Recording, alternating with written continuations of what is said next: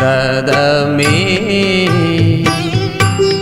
எங்கள் தகு நன்றி கடையாளமே, நாங்கள் தாழ்ந்து வீழ்ந்து சரணம் செய்கையில் கைகோர் சூரற்பதியே. வந்தனம் வந்தனமே தேவ துண்டமி கொண்டிதமே, இதுவரையில் எமையே பழமாய் காத்தையும் துறையே மிக தந்தனம். வந்தனம் வந்தனமே. கர்த்தருக்குள் அன்பானவர்களே, அனுதினமும் கிறிஸ்துவுடன் தியான வேளைக்கு உங்களை அன்புடன் அழைக்கிறோம். இன்றைய தியானத்திற்கான வேத வாசிப்பு மார்க் 10ஆம் அதிகாரம் வசனங்கள் 17 முதல் 26 வரை.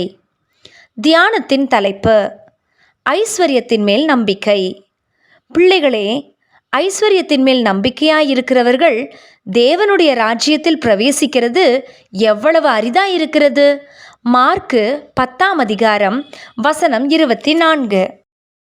பணம் என்றால் பிணமும் வாய் திறக்கும் என்பது பழமொழி. பணத்தினால் எதையும் சாதித்து விடலாம், எதையும் வாங்கிவிடலாம் என்று எண்ணுவோர் பலர். ஆக கடவுள் படைக்காத பணமும் ஐஸ்வர்யமும் இந்த உலக வாழ்க்கைக்கு ஒருவேளை உதவலாம், தேவனது ராஜ்யத்தில் பிரவேசிப்பதற்கு உதவாது என்கிறார் இயேசு.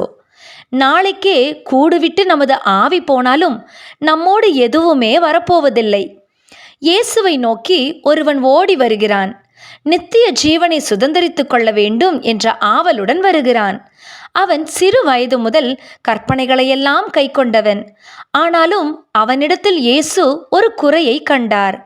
அவனுக்கு ஐஸ்வர்யத்தில் உள்ள நம்பிக்கை, அதன் மீதுள்ள பற்றுதல், அத்துடன் அதை விட்டுவிட விருப்பமில்லாத மனதும் அவனிடம் இருந்ததை இயேசு கண்டார்.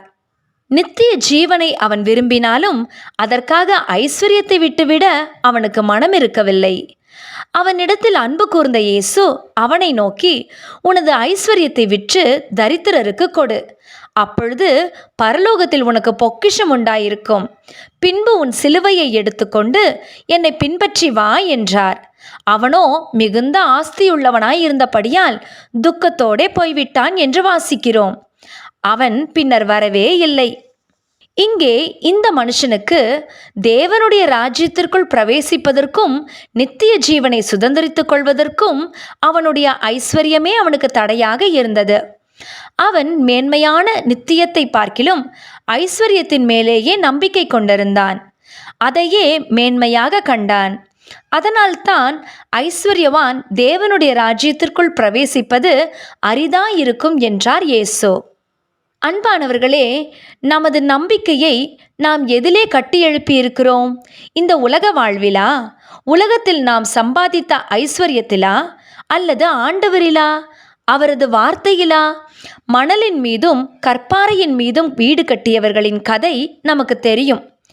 அதுபோலவே நமது நம்பிக்கையை நாம் ஆண்டவரிலும் அவருடைய வார்த்தைகளிலும் கட்டாவிட்டால் பிரச்சனைகள் மத்தியிலும் சவாலான சூழ்நிலைகளின் மத்தியிலும் எல்லாம் ஆடிப்போகும் என்பது உறுதி. கோபாக்கினை நாளில் ஐஸ்வர்யம் உதவாது, நீதியோ மரணத்துக்கு தப்புவிக்கும்.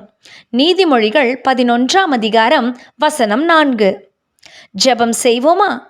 அன்பின் தேவனே, என் வாழ்க்கை தேவைக்கு வங்கியில் எவ்வளவுதான் பணத்தை சேமித்து வைத்தாலும் அது உம்முடைய ராஜ்யத்தில் பிரவேசிக்க உதவாது என்பதை இன்று கற்றுத்தந்தீர்.